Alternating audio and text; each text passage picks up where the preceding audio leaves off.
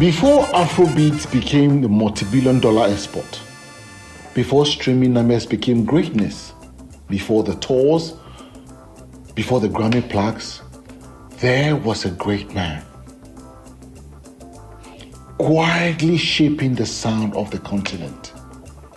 Today, we can vibe about the life, the legacy, and the cultural questions surrounding the high life legend, EBO Taylor. May he so rest in peace. And we are coming to ask questions. Say, do you think Ghana they honor him enough? Or just because the man don't buy, will they try to celebrate him? This is Into the Mic. EBO Taylor was not just a musician, no. He was a musical architect. They born EBO Taylor in 1936 in Cape Coast. And this legend helped shape Ghana high life movement in the 50s and in the 60s. Guess what? He don't stop there. He fused high life with jazz, funk, and other elements where right now, then copper set everything can become Afrobeat. The man in guitar works was smooth. His horn was layered well and very intelligent. The man in composition be timeless. In the 70s, as the man go London where they learn more about music, he copied the material of jazz. So when he come back house, to Ghana, he incorporated the jazz into our high life. So in the 70s, where Africa they experiment new music, EBO Taylor was right there at the center of this creative revolution. For many music historians, if Afrobeat had architects beyond Nigeria, EBO Taylor is one of them. Yet, many people have not known his name. But here's what is interesting. As Ghana move on in music to the Asokbo, to the Afrobeat, to the hip life and all of that, Europe and America now can discover EBO Taylor in records. We collectors sample them, DJs they play them. So in the 70s, as they can now discover, say, this man is a musical genius, then started invite them for tour. So in the 70s, 80s, EBO Taylor now they go do tour around Europe and America, make them listen to authentic Ghanaian music. Think about that. See, sometimes in Africa, we they export our legends way before we they even appreciate and celebrate them for house. And this leads us to the controversy. As EBO Taylor by Ghanaian musician Worlasi, one of his finest, can spark a very concerning conversation. Say, as EBO Taylor they alive, like Ghanaians, we for build them statue while they alive. See, not a social media tribute, not a rest well, something symbolic for the man. Like a physical monument. And Worlasi they talk true. If they talk say, do we institutionalize our legends or do we just make them trend for 48 hours? Can't post them say, rest well. He was a legend. That be all. And honestly, that is a valid question. See, Ghana has monuments and statues for political leaders. Even Akufo-Addo self, he don't die. He day alive. Even it was even the president said they built statue for him already.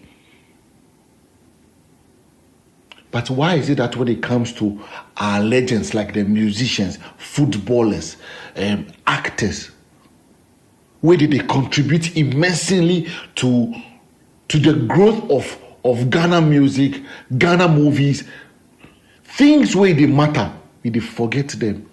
See that in Lumba. A legend. As he dies, nobody they talk about. Make we build that Lumba a statue or something. Then they fight about legal wife. We cannot divert.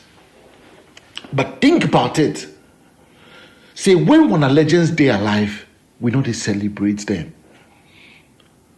We they wait to make them die before we go. They can't talk, say, Charlie, he was a legend. He did this, he did that. Why we not go make them feel when they alive? Look at somebody like Samajete feel. Look at how much he has contributed. The time that they show Taxi Driver, my guy, I tell you, the street becomes empty. You forgo watch Taxi Driver. But look at him. Look at his death. Do we even honor him?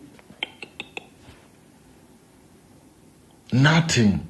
So the question is, should Ebo Taylor have a national monument? A musical institute named after him? Like, why can't there be like a state-backed annual festival just to honor this legend? Or this thing where they ask, is it unrealistic? Or it be budget? It be budget? Oh, come on. They celebrate about Michael Jackson, oh, and it takes them to let us recognize our own. Oh my God. No. Somebody way shape high life. Somebody way is shape the music industry way today we they get Afrobeat listen. You don't think he deserves that honor?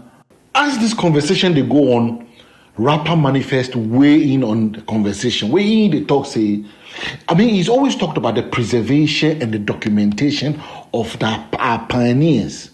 People who helped the music industry, the entertainment industry. Where in the talk say, it's not just about nostalgia, it's about putting system in place. Manifest the talk say, statue is important. Yes, but that can be forgotten soon. What about instituting this guy's achievement into our schools? Like the kiddies where they grow, where did they go, JSS and everything, they for know who Ebo White be. If for their textbooks inside, that is the kind of honor these kind of people deserve.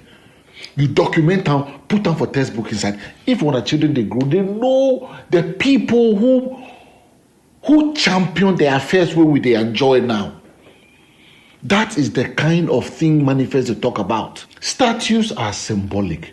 But when you put structures in place, my guy, that is sustainable. That way, when our children will come and still know that there was one Ebo Taylor who contributed to music in Ghana and its improvement over the years. So yes, even though I side with Worlasi, the conversation is not just about building him a monument. It's about building structures so that these legends will not be forgotten. Imagine you institutionalize this thing into our education system. They know his contribution to the music of Ghana and international. Who could forget them? Because if we they grow where we they learn the big says and imagine say we they learn about Ebo Taylor and his musical achievements. These are the things we Manifest to talk about. And these are the things that are very, very crucial and important. But let's talk about this. Why does it have to take death before our African genius get recognized or appreciated? Why do they have to get recognition on the global stage before we go now start to honor them? Is it funding? Or is it just our mindset? Or you won't tell me, say, it's just a fast-paced modern way of entertainment. We just forget the legends like that. Because here is the truth. Ebo Taylor didn't just make music. He helped shape identity. He helped shape musicians who are now in the global stage.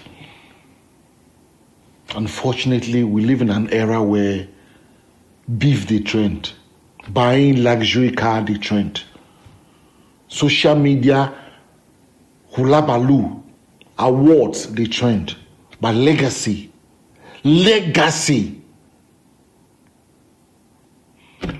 unless it takes patience.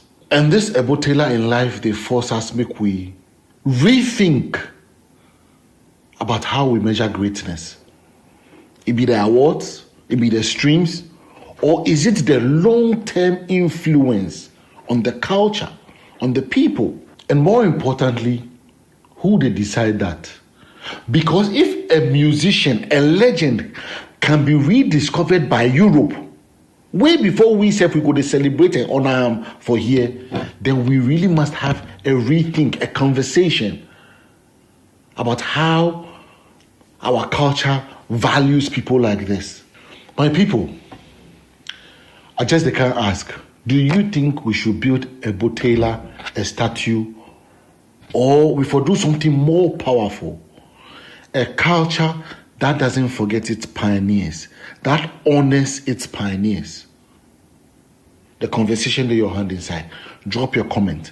Make I know. My name is Edinate. This be Into the Mic. And I'm out.